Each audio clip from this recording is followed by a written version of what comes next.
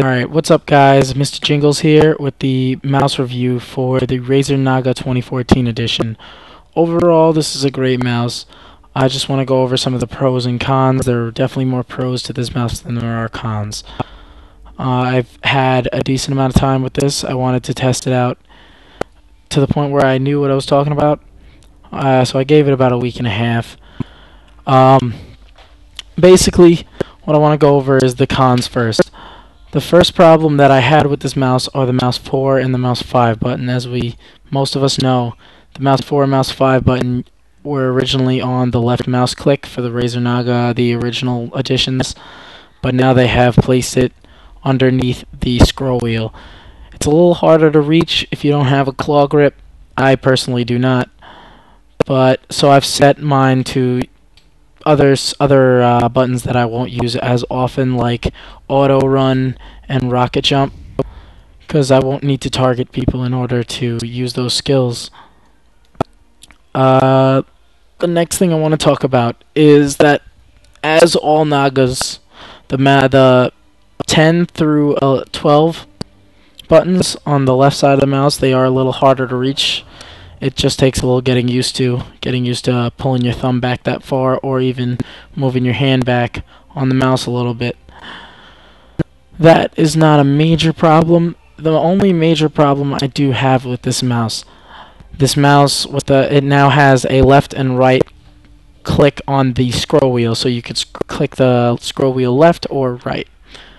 That seems pretty awesome. It's like, oh, well, now I get 2 more keybinds. That's pretty amazing. And that's what kind of got me on this mouse, other than the mechanical keys. But clicking left and right does have its disadvantages. When I try to click the scroll wheel down in the center, I may sometimes click it a little too hard and put a little too much pressure on it, and accidentally click the mouse to click left or right. Mostly I do click it left. So if I'll target myself, I have prayer mending on my center mouse click. So let me test that out right now. See, if I press prayer mending and I press a little too hard, it's gonna accidentally set my inner fire. I didn't get it that time because I'm getting kind of used to it.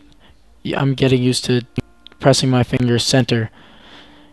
You usually have to press it like dead center in order for it to go in the right position.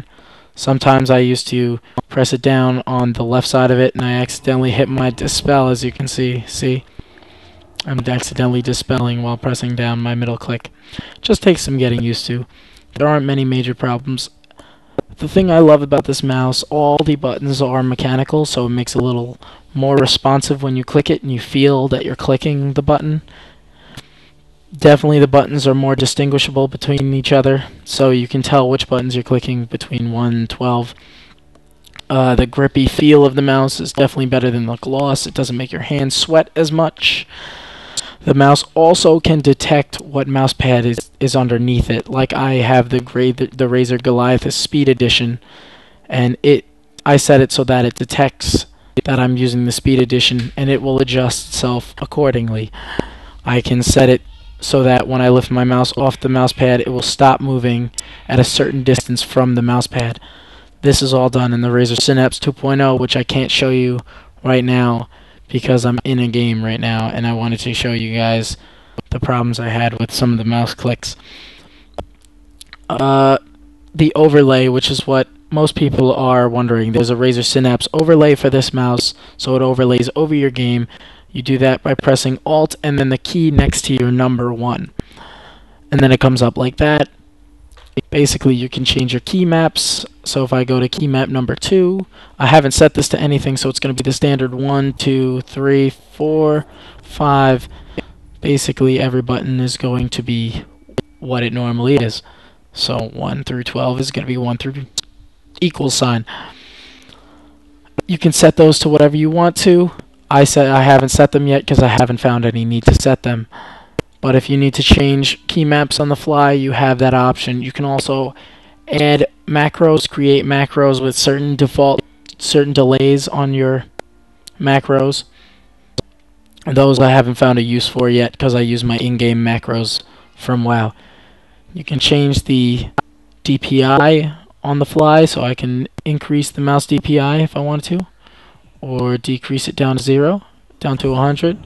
I usually keep it around 1800 because my original mouse DPI is lower, so it keeps me pretty smooth when it comes to the mouse pad and the speed of my mouse.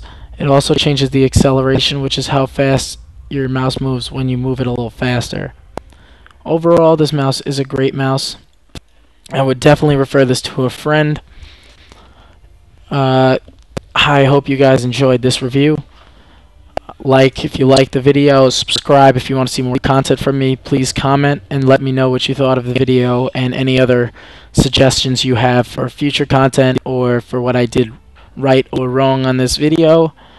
I will answer to you, all of you. I appreciate you guys watching my video, and I'll see you next time.